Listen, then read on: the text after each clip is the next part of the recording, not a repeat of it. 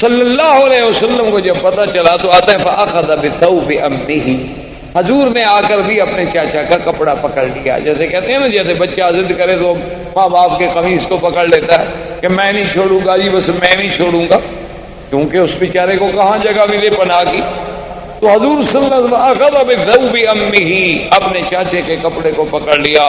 کہنے لگے کہ مجھے بھی آپ ساتھ لے جائیں. انہوں نے کہا سفر ہے، شام تک جانا ہے، اتنا طویل سفر ہے اونٹوں کا، میں تو آپ کی وجہ سے آپ کو نہیں لے جا رہا کہ آپ کو تکلیف ہوگی. انہوں نے کہا میں نہیں چاہتا کہ آپ اکیلے جائیں، میں ضرور جاؤں. فرضی ابو طالب بھی راضی ہو گئے، کہا چلے. جب ابو طالب آپ کو قافلے میں لے کے چلے اور قافلہ تو خوم شام یعنی شام کے قریب پہنچا، جہاں سے شام کی ابتدا شروع ہو جاتی ہے، یعنی نشانیاں، علامات و امارات شروع ہو جاتی ہیں. تو وہاں ایک دیر تھا، دیر کہتے ہیں سومیا، جسے آپ کہہ رہے ہیں مندر یا عیسائیوں کا گرجا. یہ سبا میں ہوتے ہیں، آپ نے دیکھے ہیں ہر ملک میں، اب تو ہر جگہ ہے. عیسائیوں کے مثلاً ہندوؤں کے مندر کہلاتے ہیں، عیسائیوں کے کلیسا یا گرجا کہلاتے ہیں. اللہ کی شان ہے. ویسے اردو میں نام اس کا بڑا عجیب ہے، گرجا، یعنی آپ اس کو ذرا آرام سے پڑھیں نا، گرجا. ویسے اللہ کی رحمت سے اب گر بھی رہے ہیں، ہزاروں ایسے ہیں جو بک گئے اور مسلمانوں کو مسجد مدرسے قائم ہو گئے. تو گر جانے کا معنی یہ تو نہیں ہوتا کہ حقیقت عبادت گر جائے. جب بدل گئی تو گویا گر گئی، اس کی بات تو ختم ہو گئی. تو بہرحال یہ ایک یعنی لطیفہ ہے کہ بعض آدمیوں کا نام ایسے ہوتا ہے نا جی، جیسے وہ ہمارے خواجہ صاحب تھے نا، وہ فوت ہو گئے، خواجہ محمد، تو کیا زندہ ہیں، اللہ کرے زندہ ہوں، جماعت اسلامی کے خواجہ طفیل بہت پرانے ان کے لیڈر ہیں. تو وہ ہمارے ایک ساتھی تھے. تو وہ جب ان کی بات ہوتی تو الیکشن میں ان کا مقابلہ، آپس میں ایک دوسرے کے مقابلے میں کھڑے ہوتے، تو وہ کہتے نا کہ خواجہ تو فیل، یعنی طفیل جلدی سے کہیں تو پھر تو طفیل بنے گا، اگر ایسا کہیں تو فیل. تمہارے تو نام میں فیل ہے، تم نے کیا جیتنا ہے، تو فیل. تو اس لیے بعض چیزیں ایسی ہوتی ہیں کہ جن کی ادائیگی میں حروف سے ترجمے بگڑ جاتے ہیں اور معنی بدل جاتے ہیں. بار صورت تو وہ جناب جب دیر میں پہنچے تو وہاں ایک راہب تھا، اور وہ کبھی اس دیر سے، اس سومیا سے، اس کلیسا سے باہر. اب یہ پہلی دفعہ تھی ابو طالب کے دور میں جب یہ سفر پہ گئے، تو ان کی زندگی میں یہ پہلا واقعہ، یعنی اس سے پہلے کبھی ایسا نہیں ہوا کہ وہ راہب جو ہے وہ باہر نکلا ہو. لیکن وہ راہب باہر بھی آیا، اور آنے کے بعد اس نے یہ بھی کیا کہ اعلان کیا کہ بھئی تمام مکے کا جو قافلہ ہے ان سب کو میری طرف سے دعوت. ابو طالب حیران کہ بھی یہ تو راہب کبھی باہر نہیں آیا اور آج ہمیں دعوتیں ہو رہی ہیں، بات کیا ہے. اور راہب نے اپنے سب چھوٹے چھوٹے جو اس کے تھے نا نیچے کام کرنے والے چھوٹے راہب، تو ان کو کہا کہ بھئی اعلیٰ سے اعلیٰ کھانے کا انتظام کرو، اور اتنا کھانے کا انتظام کرو کہ پورے قافلے کو کھلاؤ، اور ہر آنے جانے والے کو، گزرنے والے کو، بستی والوں کو، سب کو کھلاؤ، اور کسی چیز کی کمی نہیں ہونی چاہیے، اور خود کھڑے ہو کے نگرانی کرو. کھانے کا انتظام ہو گیا بڑی لمبی تفصیل میں. اب جناب جب کھانے کا وقت آ گیا تو راہب ایک ایک کو غور سے دیکھ رہا ہے، اور اس کے بعد اس نے پوچھا ابو طالب سے کہ حل ترکتم احدن، کسی کو چھوڑ کے آئے ہو، کوئی بندہ رہ تو نہیں گیا. تو ابو طالب نے کہا کہ ایک بچہ رہ گیا، ہم چھوڑ آئے کہ ذرا سامان کے ساتھ رہے گا، نگرانی کرے گا. اور نے کہا عجیب بات، بھئی میں نے سب کو دعوت دی تھی، بچے کو چھوڑ آنے کا کیا مطلب. تو ابو طالب نے کہا کہ کوئی ایسی بات نہیں، وہ ہمارا اپنا بچہ ہے، ہم اس کے لیے کھانا لے جائیں گے. اس نے کہا ابو طالب کیا بات کر رہے ہو، جس کے لیے میں نے دعوت دی ہے اسی کو تو تم چھوڑ آئے. تم لوگ تو ہمیشہ یہاں سے گزرتے رہتے ہو، پہلے بھی میں نے کبھی تمہیں دعوت دی ہے. اب جب حضور صلی اللہ علیہ وسلم کو بلایا گیا تو اب وہ غور سے دیکھ رہا ہے کہ یہ کیسا بچہ ہے کہ جو آتا ہے تو بادل اوپر چل رہا ہے، آپ پر دھوپ نہیں پڑتی. جب آپ قریب آ گئے، بیٹھ گئے، ابو طالب سے پوچھا کہ من ھذا، یہ کون ہے؟ انہوں نے کہا میرا بیٹا ہے. تو اس نے کہا کہ نہیں، تم جھوٹ بول، یہ تمہارا بیٹا نہیں. اس نے کہا میرا بیٹا ہے. اس نے کہا واللہ غضب تھا. اس نے کہا میں قسم کھاتا ہوں جھوٹ بول رہے تمہارا بیٹا نہیں ہے. اس کا باپ اس وقت زندہ نہیں ہو سکتا.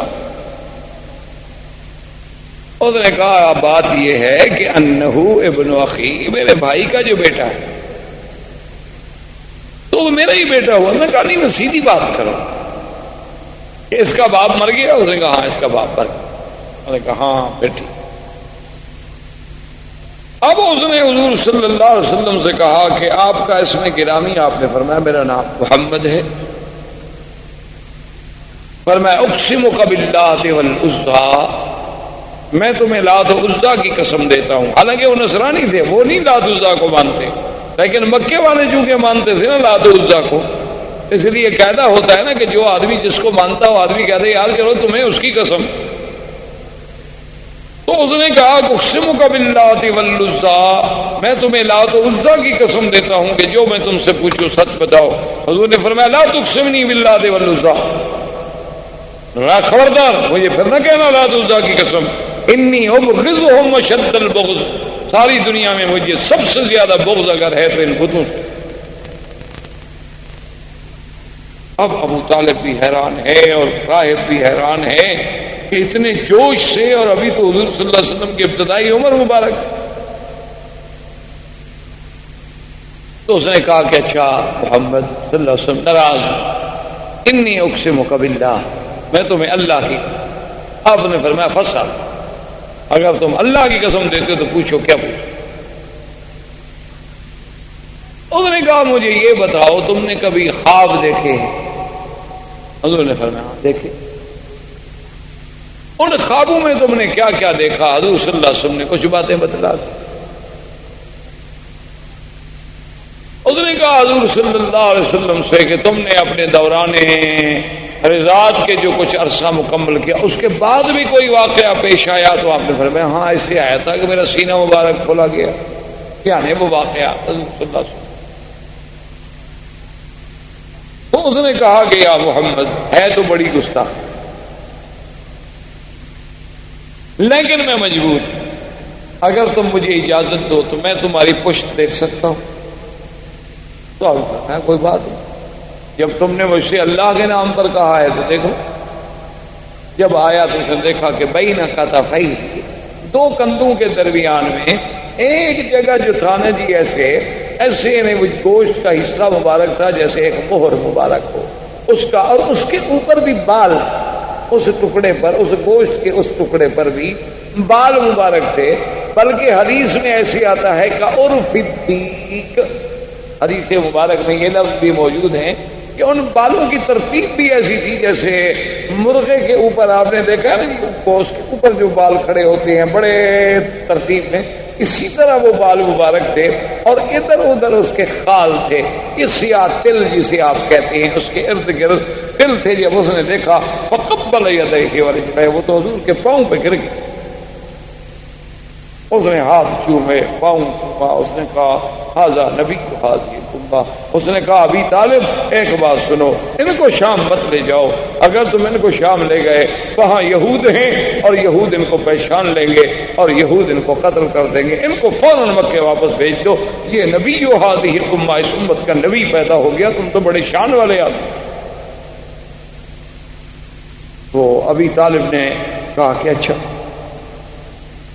اب اس کے بعد جب دعوت ختم ہو گئی اور حضور صلی اللہ علیہ وسلم تشریف لے آئے تو جب درخت کے نیچے جا کے بیٹھنے لگے تو اس راہب نے ابو طالب سے کہا کہ درخت کی ٹہنیوں پہ غور کرو.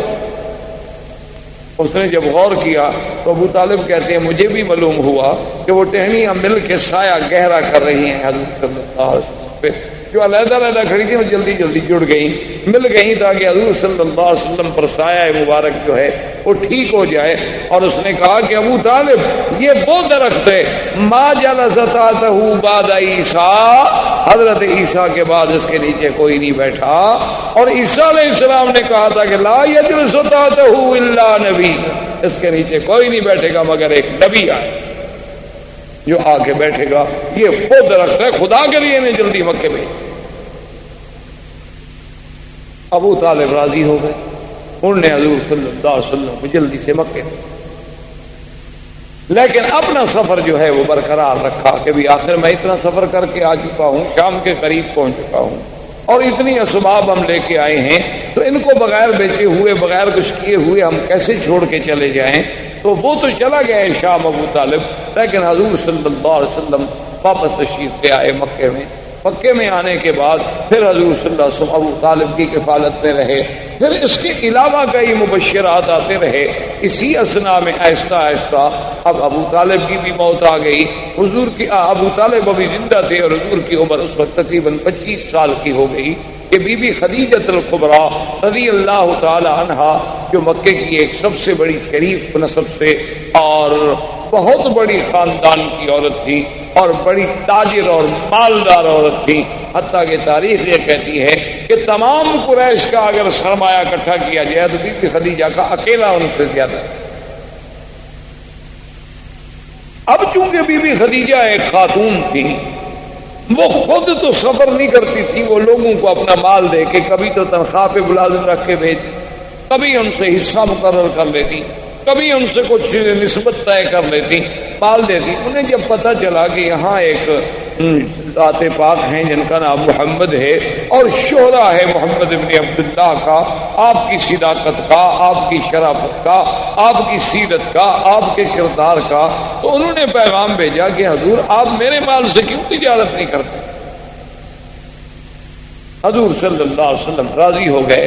تو بی بی خدیجہ نے اپنا ایک غلام تھا میسرہ، ان کا ایک عبد تھا، خریدا ہوا غلام تھا، وہ بھی حضور کے ساتھ بھیجا اور میسرہ کو بھی مال دیا، حضور پاک کو بھی مال دیا اور میسرہ کی ذمہ داری لگائی کہ تم نے حفاظت بھی کرنی ہے اور ساتھ بھی رہنا ہے۔ اب حضور صلی اللہ علیہ وسلم بال لے کے شام کی طرف چل پڑے۔ میسرہ کہتا ہے کہ واللہ خدا کی قسم ہے میں نے ایسا خلق تو کبھی نہیں دیکھا تھا قریش، وہ تو ہم غلاموں کو غلام سمجھتے تھے کہ دور بیٹھو کام کرو، لیکن محمد مصطفیٰ کھانا میرے ساتھ کھا رہے ہیں، پانی میرے ساتھ پی رہے ہیں اور مجھ سے ایسی باتیں کر رہے ہیں جیسے میں بالکل آپ کا کوئی ایک عزیز ہوں۔ اتنی کرم، اتنی محبت، اتنا۔ اور پھر حضور شام آئے، مال بیچا، پھر مال بیچنے کے بعد میسرہ سے کہا کہ بھی پیسے لے کے جو ہم واپس جائیں کیوں جائیں، یہاں سے مال خرید لو، وہ مکے میں بیچ دیں۔ تو وہ مال خرید کر کے مکے میں لے آئے اور مکے میں آ کے وہ مال بیچا۔ اب سب پارٹیاں جو تھیں ان نے تو ایک دفعہ نفع کمایا، حضور نے 2 دفعہ نفع کمایا، یعنی جب تجارت دی گئی تو اس میں بھی آپ سب سے آگے نکل گئے، کوئی مکے کا تاجر بھی مقابلہ نہ کر سکے۔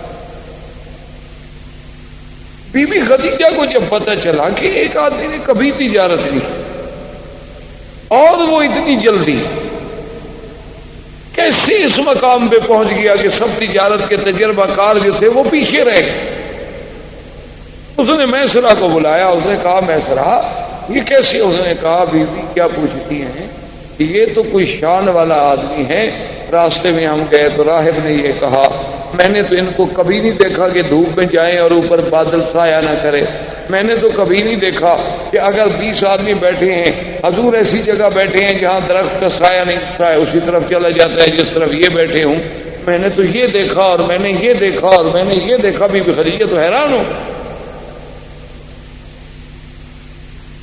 اب بی بی خدیجہ کے دل میں ایک تڑپ پیدا ہوئی کہ کہیں ایسا کیوں نہ ہو جائے کہ میں شادی کر لوں۔ حالانکہ اب بندہ بی بی خدیجہ کو شادی کرنے کا کوئی ایسا خواہش نہیں تھی، بڑے بڑے سرداروں نے کہا تھا، بی بی نہیں مانی، لیکن اب ان کے دل میں ایک تمنا پیدا ہوئی۔ اسی لیے علماء نے لکھا ہے کہ مرد تو بڑے دانا اللہ پیدا کرتے ہیں، بہت دانا پیدا ہوتے ہیں اور ہوتے رہیں گے انشاءاللہ، لیکن عورتوں میں بہت قلیل دانا پیدا ہوئے۔ انہوں نے کہا ایک ان میں خدیجہ تھی اور جس نے حضور صلی اللہ علیہ وسلم کو پہچان لی، اور ایک ان میں بی بی تھی حضرت شعیب کی بیٹی کہ جس نے موسیٰ علیہ السلام کو دیکھ کے پہچان لی۔ انہوں نے کہا اللہ نے ان اور لڑکیوں کو ایسی ذکاوت دی تھی، ایسا فہم دیا تھا، ایسا مقام دیا تھا کہ اس نے بھی موسیٰ علیہ السلام کو دیکھا تو وہ تاڑ گئی کہ یہ نبی ہے، یہ کوئی عام بندہ نہیں، اور بی بی خدیجہ بھی پہچان گئی۔ تو ایسے تاریخ میں لوگ جو ہیں بہت کم پیدا ہوئے، جیسے بی بی آسیہ تھی، جیسے بی بی مریم تھی، جیسے اخت موسیٰ علیہ السلام تھی، تو یہ اس قسم کی ذہین عورتیں بھی تاریخ میں بہت کم پیدا ہوئی. ان میں ایک سیدہ خدیجہ رضی اللہ تعالی. تو بی بی خدیجہ رضی اللہ تعالی عنہا نے ایک عورت تھی، اس کا نام تھا نفیسہ.